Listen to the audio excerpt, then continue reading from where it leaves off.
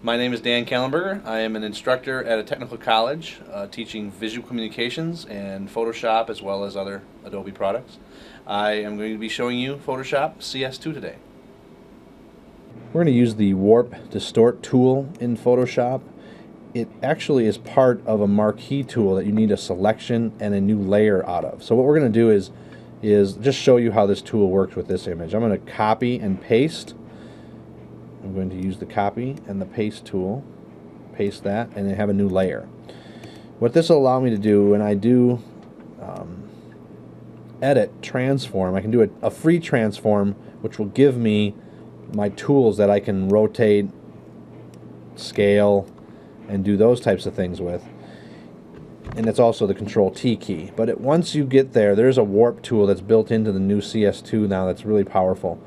What you can do is go between transform and warp, and what you can do with this is you can pretty much have free reign of how this image is distorted, and you can imagine the uses that you could find with just having fun with family photos to making something appear like a flag and a flag waving if you want to do an invitation that way.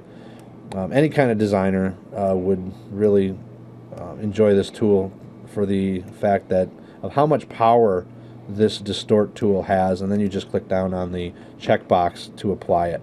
If I undo that, I can show you that again in a different way. You can actually be a lot more precise with it and drag corners in, and you just see how powerful this tool can be if you need to warp something to make something fit. That is the Warp Distort tool.